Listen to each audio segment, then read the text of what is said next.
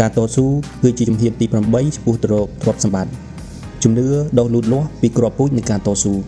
ភាពខ្ជាប់ខ្ជួនគឺជាកត្តាដ៏សំខាន់ក្នុងការប្រែក្លាយបំណងប្រាថ្នាឲ្យទៅជាទ្រព្យសម្បត្តិហើយអំណាចនៃឆន្ទៈគឺជាមូលដ្ឋាននៃភាពអត់ធ្មត់នៅពេលដែលឆន្ទៈនិងបំណងប្រាថ្នាត្រូវបានបញ្ចូលគ្នាយ៉ាងត្រឹមត្រូវវាអាចនាំឲ្យមនុស្សម្នាក់ទទួលបានទ្រព្យសម្បត្តិទោះជាយ៉ាងណាមនុស្សដែលមានទ្រព្យសម្បត្តិច្រើនតែត្រូវបានគេចោទប្រកាន់ថាជាមនុស្សឈាមត្រជាក់ឬឃោឃៅប៉ុន្តែនេះគឺជាការយល់ច្រឡំមួយតាមពិតមនុស្សទាំងនេះគ្រាន់តែមានការតាំងចិត្តនិងការតស៊ូខ្ពស់ដើម្បីសម្រេចគោលដៅក្នុងជីវិតរបស់ខ្លួនប៉ុណ្ណោះ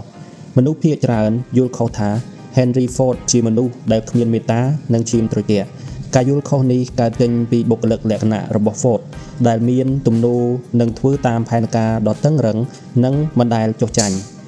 មនុស្សភាគច្រើនងាយនឹងបោះបង់គោលដៅក្នុងជីវិតនៅពេលដែលជួបប្រទះនឹងបញ្ហាឬឧបសគ្គប៉ុន្តែមនុស្សមួយចំនួនតូចនៅតែបន្តតស៊ូទោះបីជាពួកគេត្រូវប្រឈមនឹងបញ្ហាប៉ុណ្ណាក៏ដោយនៅទីបំផុតពួកគេទទួលបានជោគជ័យក្នុងការសម្រេចគោលដៅរបស់ខ្លួនការតស៊ូប្រហែលជាមិនមែនជាគុណសម្បត្តិដ៏អស្ចារ្យនោះទេប៉ុន្តែវាគឺជាលក្ខណៈសំខាន់មួយដែលធ្វើឲ្យមនុស្សអាចសម្រេចគោលដៅរបស់ខ្លួនបានដូចជាកាបូនដែលជាធាតុផ្សំដ៏សំខាន់ក្នុងការផលិតដែកថែប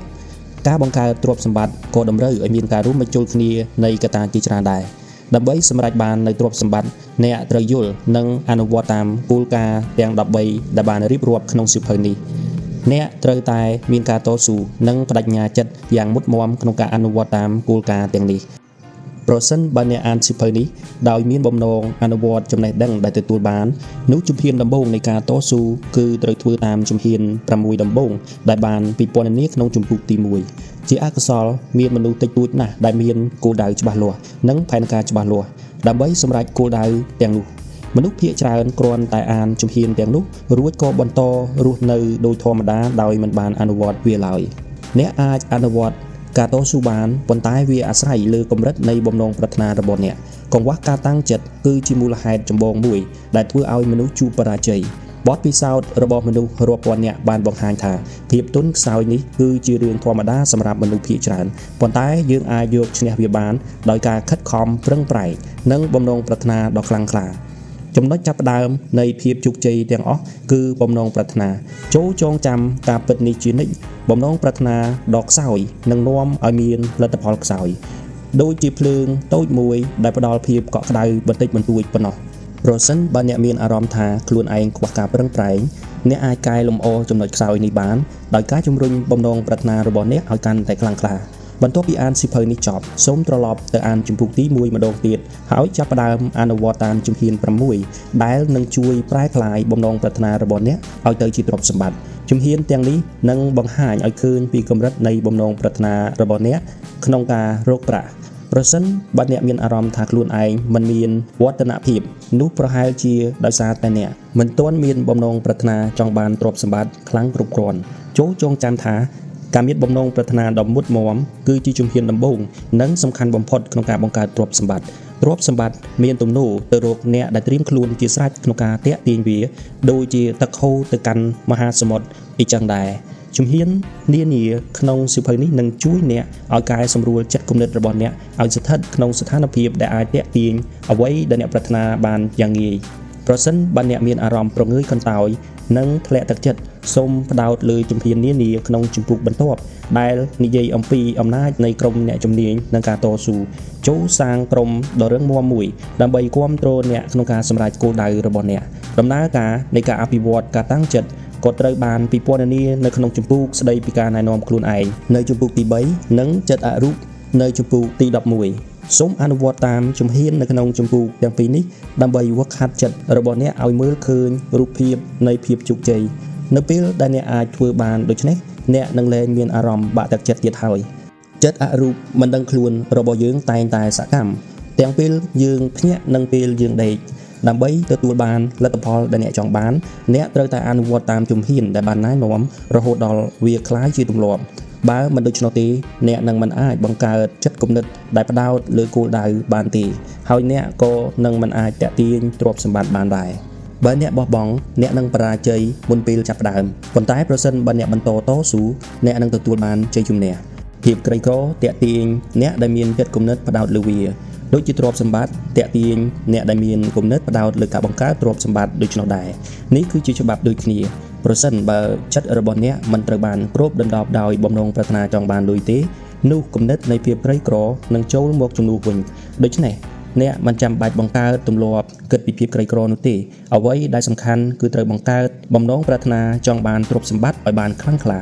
សូមអានកថាខណ្ឌបន្ទាប់ដោយយកចិត្តទុកដាក់នោះអ្នកនឹងយល់ពីសារៈសំខាន់នៃការតាំងចិត្តក្នុងការប្រមូលទ្រព្យសម្បត្តិ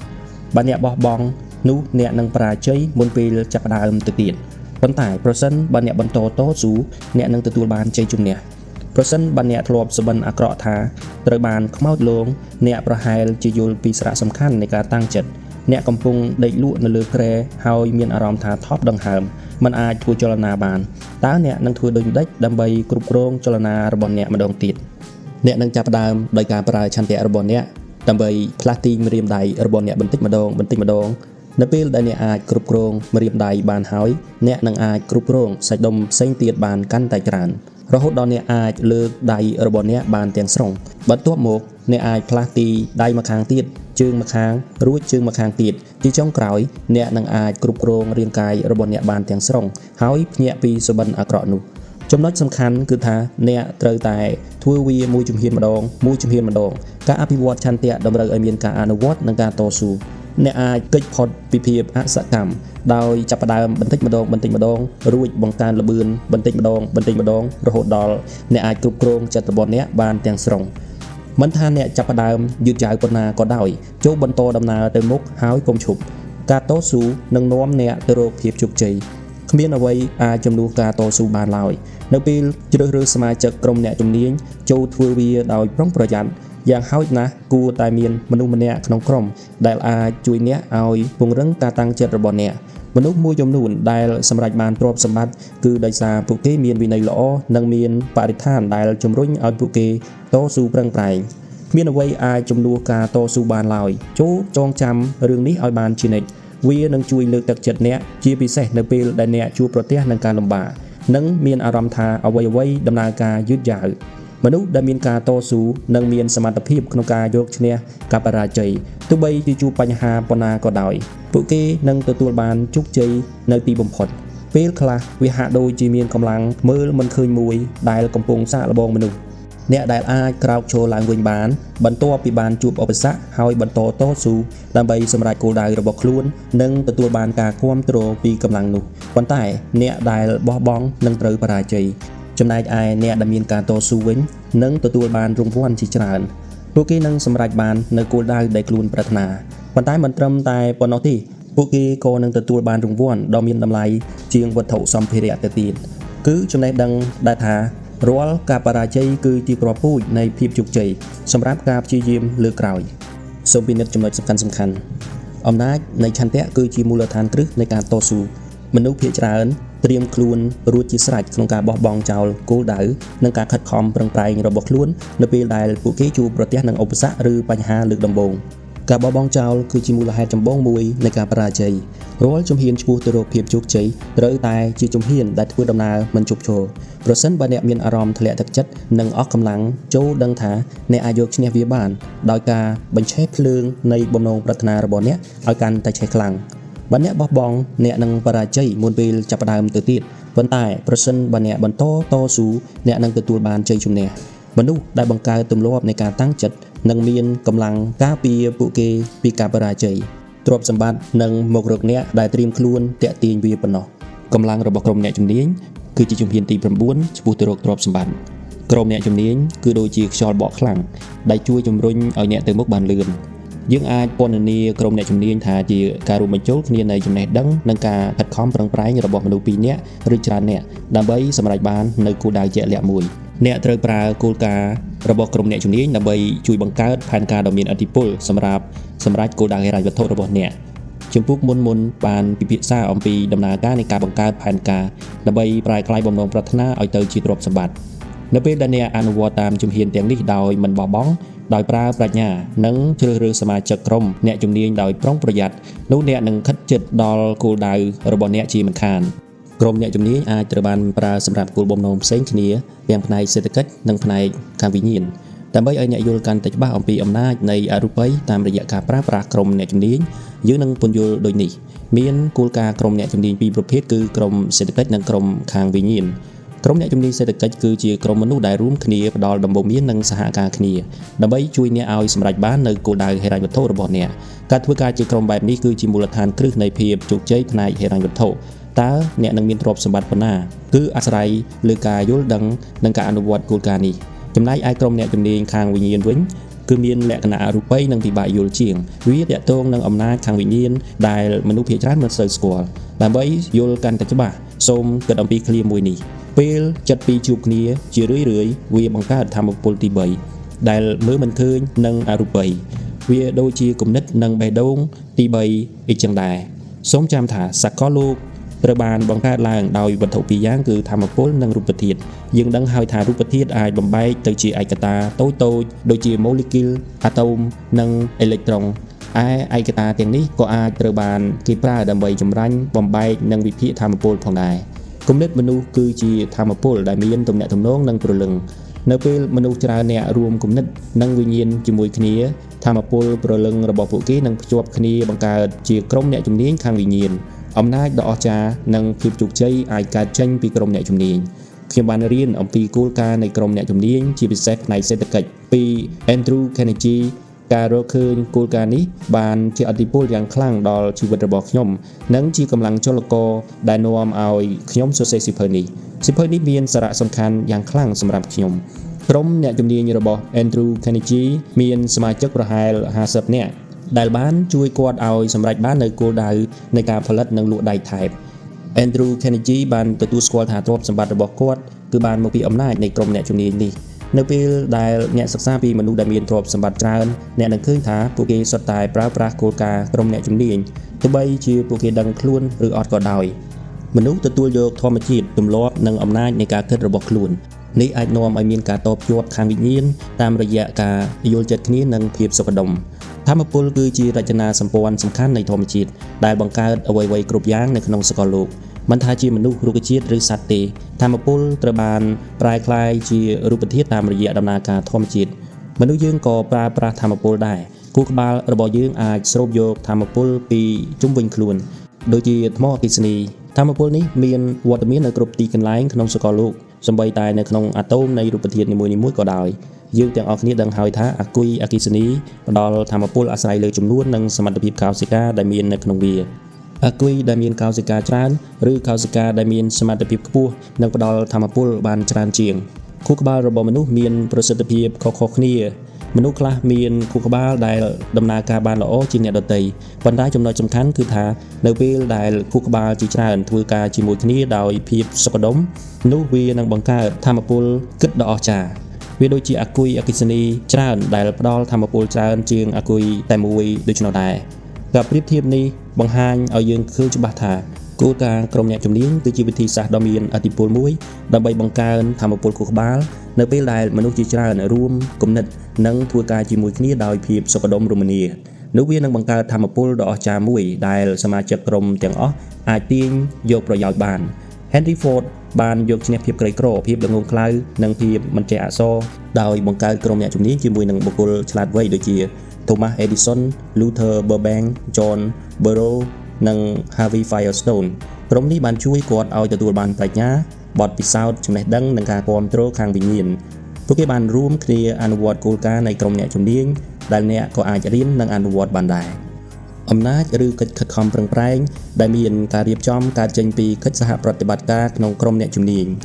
ថាមពលគឺជាកត្តាសំខាន់ក្នុងការប្រមូលទ្រព្យសម្បត្តិដោយជោគជ័យបើគ្មានវាទេផែនការរបស់អ្នកនឹងគ្មានប្រយោជន៍អំណាចគឺជាអ្វីដែលជំរុញឲ្យផែនការនោះក្លាយជាសកម្មភាពអំណាចអាចត្រូវបានកំណត់ថាជាចំណេះដឹងដែលត្រូវបានប្រើប្រាស់ដោយឆ្លាតវៃនិងមានរបៀបរៀបរយដូច្នេះអ្នកត្រូវពិចារណាពីប្រភពនៃចំណេះដឹងនិងរបៀបដែលអ្នកអាចអនុវត្តចំណេះដឹងនោះបានជាប្រព័ន្ធទេពកោសល្យនៃសកលលោកគឺជាប្រភពនៃចំណេះដឹងដ៏មហិមាមួយដែលអ្នកអាចស្រូបយកបានវិធីសាស្ត្រនៅក្នុងការទាញយកចំណេះដឹងនេះនឹងត្រូវបានពិពណ៌នានៅក្នុងជំពូកទី11ការស្រមើស្រមៃច្នៃប្រឌិតគឺជាឧបករណ៍ដ៏សំខាន់ដែលនឹងជួយអ្នកក្នុងដំណើរការនេះ អ្នកអាចទទួលបានបទពិសោធន៍របស់មនុស្សជាច្រើនពីបណ្ណាល័យសាធារណៈឬប្រភពអ៊ីនធឺណិតដែលអាចទុកចិត្តបានចំណេះដឹងទាំងនេះត្រូវបានគេរៀបចំនិងចាត់ថ្នាក់យ៉ាងមានរបៀបរៀបរយដើម្បីងាយស្រួលក្នុងការសិក្សារៀនសូត្រប្រភពទាំងនេះក៏ត្រូវបានប្រើប្រាស់យ៉ាងទូលំទូលាយក្នុងការបង្រៀននៅក្នុងសាលារដ្ឋនិងសាកលវិទ្យាល័យផងដែរការពិសោធន៍និងការស្រាវជ្រាវក្នុងវិស័យវិទ្យាសាស្ត្រនិងវិស័យផ្សេងៗទៀតបានប្រមូលផ្ដុំចាត់ថ្នាក់និងរៀបចំចំណេះដឹងថ្មីៗជារៀងរាល់ថ្ងៃនេះគឺជាប្រភពចំណេះដឹងដ៏សំខាន់មួយដែលអ្នកអាចពឹងផ្អែកបានដើម្បីប្រើប្រាស់ចំណេះដឹងនេះឲ្យមានប្រសិទ្ធភាពអ្នកត្រូវប្រើទាំងបទពិសោធន៍និងការស្រមើស្រមៃច្នៃប្រឌិតអ្នកអាចទទួលបានចំណេះដឹងពីប្រភពទាំង3នេះរួចប្រែក្លាយវាទៅជាធម៌ពលដោយរៀបចំចំណេះដឹងនោះឲ្យទៅជាផែនការច្បាស់លាស់និងចាត់វិធានការតាមផែនការនោះការពិចារណាលើប្រភពចំណេះដឹងដ៏សំខាន់ទាំង3នេះបង្ហាញឲ្យឃើញថាអ្នកអាចប្រើប្រាស់ចំណេះដឹងដើម្បីបង្កើតផែនការសកម្មភាពដោយខ្លួនឯងប៉ុន្តែប្រសិនបើអ្នកមានផែនការដ៏ធំមួយដែលមានព័ត៌មានលម្អិតច្រើនអ្នកត្រូវបញ្ចុះបញ្ចូលអ្នកដទៃឲ្យសហការជាមួយអ្នកជាមុនសិនមុននឹងវិនិយោគធម៌ពលទៅក្នុងផែនការនោះសូមពិនិត្យមើលចំណុចសំខាន់ៗនៅពេលដែលចិត្តពីរជួបគ្នាជារឿយៗវាបង្កើតធម៌ពលថ្មីមួយដែលមើលមិនឃើញនិងអរូបីវាប្រៀបដូចជាការកើតនៃគំនិតនិងបេះដូងថ្មីមួយអីចឹងដែរនៅពេលដែលមនុស្សពីរនាក់ឬច្រើននាក់រួមគំនិតនិងវិញ្ញាណជាមួយគ្នានោះធម៌ពលនៃព្រលឹងរបស់ពួកគេនឹងត្រូវបានភ្ជាប់គ្នាដើម្បីបង្កើតជាក្រុមអ្នកជំនាញខាងវិញ្ញាណនៅពេលដែលអ្នកសិក្សាពីជីវិតរបស់មនុស្សដែលមានទ្រព្យសម្បត្តិច្រើនអ្នកនឹងឃើញថាពួកគេសុទ្ធតែប្រើប្រាស់គោលការណ៍ក្រុមអ្នកជំនាញទោះបីជាពួកគេដឹងខ្លួនឬអត់ក៏ដោយនៅពេលដែលមនុស្សជាច្រើនរួមគំនិតគ្នាដោយភាពសុខដុមរមនានោះធម៌ពលនៃការគិតរបស់ពួកគេនឹងកាន់តែខ្លាំងក្លាជាងការគិតរបស់មនុស្សតែម្នាក់ឯងមនុស្សទទួលយកធម្មជាតិទម្លាប់និងអំណាចនៃការគិតរបស់ខ្លួននេះអាចនាំឲ្យមានការតបជាប់ខាងវិញ្ញាណតាមរយៈការយល់ចិត្តគ្នានិងភាពសុខដុមធម៌ពលគឺការចេញពីការអនុវត្តចំណេះដឹងដោយឆ្លាតវៃនិងជាប្រព័ន្ធវាក៏កើតចេញពីកិច្ចសហប្រតិបត្តិការរវាងមនុស្សពីរនាក់ឬច្រើននាក់ដើម្បីសម្រេចបាននូវគោលដៅជាក់លាក់ណាមួយអំណាចដ៏អស្ចារ្យនិងភាពជោគជ័យអាចកើតចេញពីក្រុមអ្នកជំនាញក្នុងចំណោមចំណុចទាំង30នេះតើមានប៉ុន្មានចំណុចដែលរៀបរៀងអ្នកមិនឲ្យរីកចម្រើន1 Zen មិនល្អមនុស្សដែលកើតមកមានពិការភាពខួរក្បាលអាចនឹងជួបការលំបាកក្នុងការសម្រេចគោលដៅរបស់ខ្លួនទោះជាយ៉ាងណាក៏ដោយសៀវភៅនេះផ្ដល់នូវការណែនាំដើម្បីជួយដោះស្រាយបញ្ហានេះដូចជាការស្វែងរកជំនួយពីអ្នកជំនាញជាដើមចំណុចទី2គ្មានគោលដៅច្បាស់លាស់ក្នុងជីវិតមនុស្សដែលគ្មានគោលដៅច្បាស់លាស់ក្នុងជីវិតគឺពិបាកនឹងសម្រេចបានជោគជ័យណាស់ការស្ទង់មតិបានបង្ហាញថាមនុស្សភាគច្រើនដែលបរាជ័យគឺដោយសារពួកគេមិនមានគោលដៅច្បាស់លាស់ចំណុចទី3ខ្វះមហិច្ឆតាយើងមិនអាចរំពឹងអ្វីបានពីមនុស្សដែលអសកម្មមិនចង់រីកចម្រើនក្នុងជីវិតនិងមិនចង់ធ្វើសកម្មភាពនោះទេមហិច្ឆតាគឺជាកម្លាំងចលករដ៏សំខាន់សម្រាប់ការសម្រេចគោលដៅចំណុចទី4មិនទទួលបានការអប់រំគ្រប់គ្រាន់ចំណុចខ្សោយនេះគឺងាយស្រួលដោះស្រាយការសិក្សាបានបង្ហាញថាមនុស្សដែលទទួលបានការអប់រំល្អបំផុតគឺជាអ្នកដែលសាងខ្លួនឯងឬអប់រំខ្លួនឯងការអប់រំពិតប្រាកដមិនគ្រាន់តែផ្ដល់ចំណេះដឹងទូទៅទេប៉ុន្តែវាផ្ដល់នូវចំណេះដឹងដែលអាចអនុវត្តបានជាក់ស្ដែងក្នុងជីវិតមនុស្សមិនគួររំពឹងថានឹងទទួលបានរង្វាន់ដោយសារតែចំណេះដឹងរបស់ខ្លួននោះទេប៉ុន្តែគួរតែប្រើប្រាស់ចំណេះដឹងនោះដើម្បីបង្កើតអ្វីដែលមានតម្លៃចំណុចទី5ខ្វះវិន័យការគ្រប់គ្រងខ្លួនឯងគឺជាមូលដ្ឋាននៃភាពជោគជ័យ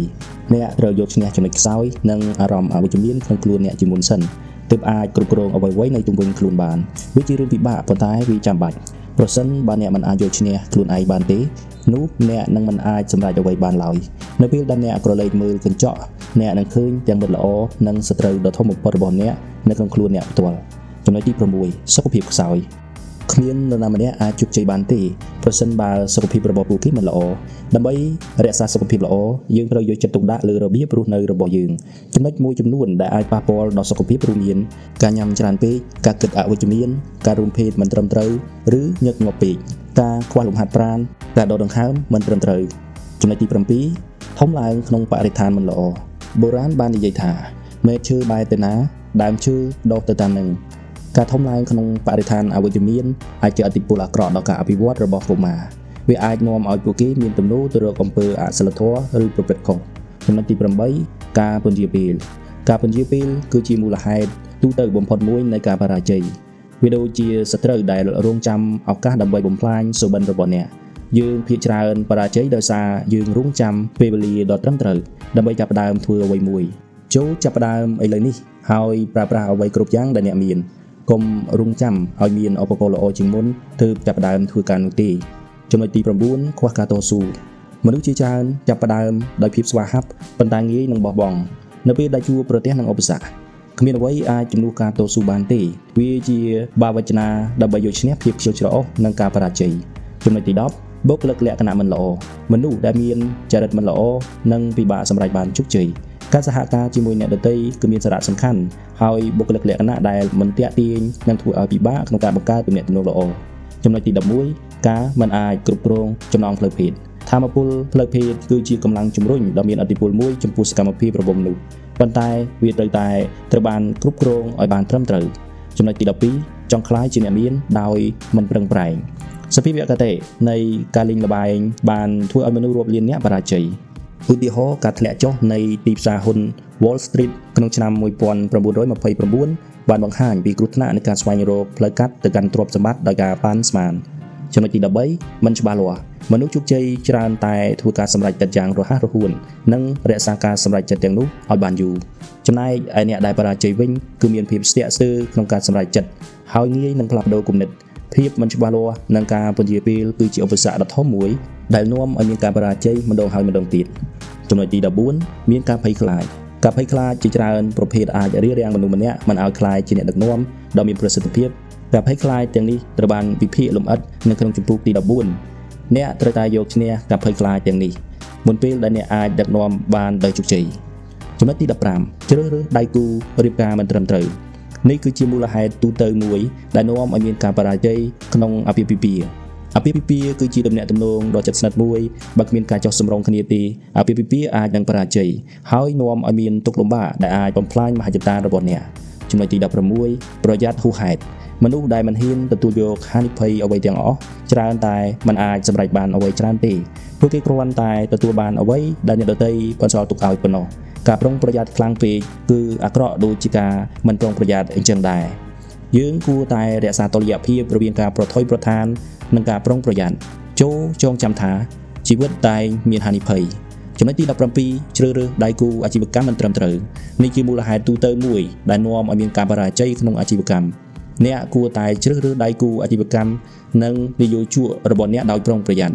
ចូលជ្រើសរើសមនុស្សដែលអាចបំផុសគំនិតឆ្លាតវៃនិងជោគជ័យយើងច្រើនតែ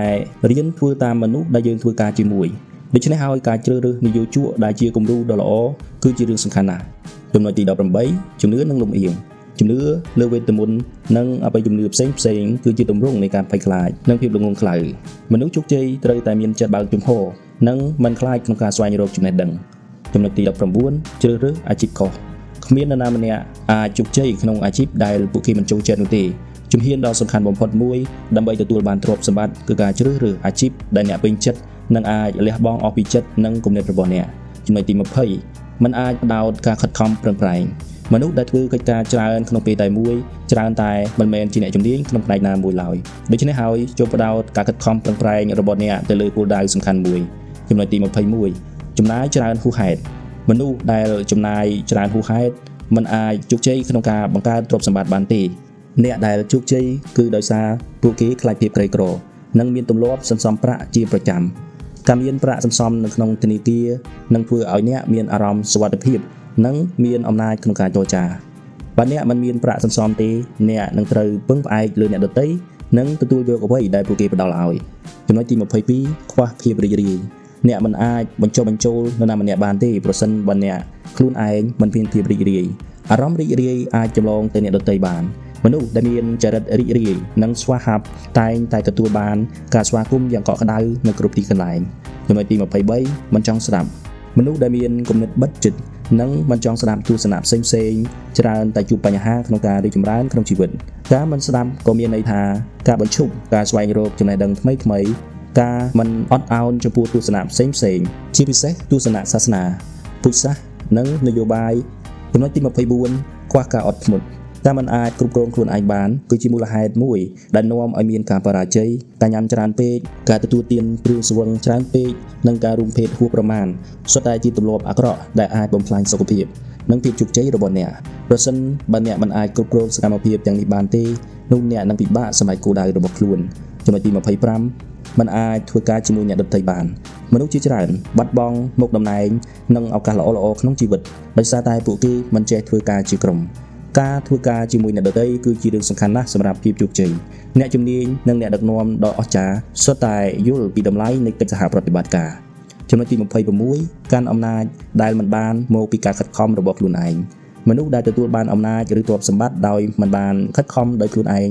ដូចជាកូនដែលទទួលមរតកពីឪពុកម្ដាយអ្នកមានច្រើនតែបំផ្លាញវាយ៉ាងឆាប់រហ័សអំណាចដែលមិនបានកើតចេញពីការខំផ្ទាល់ខ្លួនអាចនាំឲ្យមានគ្រោះថ្នាក់ជាងភាពក្រីក្រទៅទៀតចំណុចទី27ចេតនាទុច្ចរិតគ្មានអ្វីអាចជំនួសភាពស្មោះត្រង់និងសច្ចភាពបានទេទោះបីជាមនុស្សមួយចំនួនអាចនឹងរងឥទ្ធិពលពីស្ថានភាពលំបាកដែលបង្ខំឲ្យពួកគេប្រព្រឹត្តអំពើមិនស្មោះត្រង់ក៏ដោយក៏អ្នកដែលមានចេតនាទុច្ចរិតនឹងជួបផលវិបាកនៅទីបំផុតពួកគេនឹងបាត់បង់កេរ្តិ៍ឈ្មោះហើយអាចបាត់បង់សេរីភាពទៀតផងចំណុចទី28អាត្មានិងភាពអាត្មានិយមអាត្មានិងភាពអាត្មានិយមគឺដូចជាសញ្ញាព្រមានដែលរារាំងអ្នកដទៃមិនឲ្យចូលមកចិត្តវាអាចប៉ះពាល់យ៉ាងធ្ងន់ធ្ងរដល់ភាពជោគជ័យរបស់អ្នកចំណុចទី29ស្មានជំនួសឲ្យការគិតមនុស្សភាគច្រើនខ្ជិលពេកក្នុងការស្វែងរកការពិតពួកគេចូលចិត្តបង្កើតមតិដោយផ្អែកលើការស្មានឬការវិនិច្ឆ័យផ្ទាល់ខ្លួនជាជាងការស្វែងរកព័ត៌មានត្រឹមត្រូវចំណុចទី30កង្វះថវិកានេះជាមូលហេតុចម្បងមួយដែលនាំឲ្យមនុស្សជួបបរាជ័យក្នុងការចាប់ផ្ដើមអាជីវកម្មការចាប់ផ្ដើមអាជីវកម្មដោយគ្មានទុនបម្រុងគ្រប់គ្រាន់ដើម្បីទូទាត់សងការខាតបង់ឬដើម្បីរក្សាអាជីវកម្មឲ្យនៅរស់រានមានជីវិតរហូតដល់វាមានស្ថិរភាពគឺជាកំហុសដ៏ធំមួយពីនេះចំណុចសំខាន់ការពន្យាពេលគឺផ្ទុយពីការសម្រេចចិត្តវាជាសត្រូវដែលមនុស្សគ្រប់គ្នាត្រូវតែយកឈ្នះការវិភាគលើមហាសេដ្ឋីជាច្រើនបានបង្ហាញថាពួកគេមានទម្លាប់ធ្វើការសម្រេចចិត្តយ៉ាងរហ័សរហួននិងរក្សាការសម្រេចចិត្តទាំងនោះឲ្យបានយូរមនុស្សភាគច្រើនដែលមិនអាចប្រមូលទ្រព្យសម្បត្តិបានគឺដោយសារពួកគេងាយនឹងទទួលឥទ្ធិពលពីគំនិតរបស់អ្នកដទៃមតិយោបល់មានតម្លៃថោកបំផុតក្នុងលោកព្រោះមនុស្សគ្រប់គ្នាមានមតិនិងត្រៀមខ្លួនរួចជាស្រេចក្នុងការចែករំលែកវាចូលស្ដាប់តែការណែនាំពីក្រុមអ្នកជំនាញរបស់អ្នកប៉ុន្តែកុំឲ្យមតិរបស់អ្នកដទៃមកជាឥទ្ធិពលដល់ការសម្រេចចិត្តរបស់អ្នកប្រសិនបើអ្នកត្រូវបានជះឥទ្ធិពលដោយគំនិតរបស់អ្នកដទៃអ្នកនឹងបាត់បង់សេចក្តីប្រាថ្នានិងគោលដៅផ្ទាល់ខ្លួនរបស់អ្នកមានគូក្បាលនិងគំនិតរបស់អ្នកចូលប្រើវាដើម្បីធ្វើការសម្រេចចិត្តដោយខ្លួនឯងប្រសិនបើអ្នកចង់បង្កើតទម្លាប់នៃការសម្រេចចិត្តយ៉ាងរហ័សរហួនចូលប្រើភ្នែកបើកត្រចៀកនិងបិទមាត់របស់អ្នកតម្លៃនៃការសម្រេចចិត្តជារឿយៗវាអាស្រ័យលើភាពក្លាហានក្នុងការប្រឈមមុខនឹងហានិភ័យការសម្រេចចិត្តសំខាន់ដែលបានក្លាយជាមូលដ្ឋាននៃអរិយធម៌ត្រូវបានធ្វើឡើងបន្ទាប់ពីការវិតម្លៃហានិភ័យយ៉ាងហ្មត់ចត់ក្នុងករណីជាច្រើនការសម្រេចចិត្តទាំងនោះអាចនាំឲ្យមានការលះបង់ជីវិតរបស់មនុស្សម្នាក់មនុស្សដែលប្រងើយកន្តើយនឹងការរៀបចំផែនការនិងមិនខិតខំដើម្បីសេរីភាពហិរញ្ញវត្ថុទ្រព្យសម្បត្តិនិងការងារល្អនិងមិនអាចសម្រេចបាននៅរបស់ទាំងនោះឡើយមានមូលហេតុចម្បងចំនួន30ដែលអាចនាំឲ្យមានការបរាជ័យចូលគិតអំពីអ្វីដែលកំពុងរារាំងអ្នកពីការសម្រេចគោលដៅរបស់អ្នកហើយចាប់ផ្ដើមធ្វើការផ្លាស់ប្ដូរឥឡូវនេះដើម្បីជំនះឧបសគ្គទាំងនោះនិងសម្រេចបានជោគជ័យ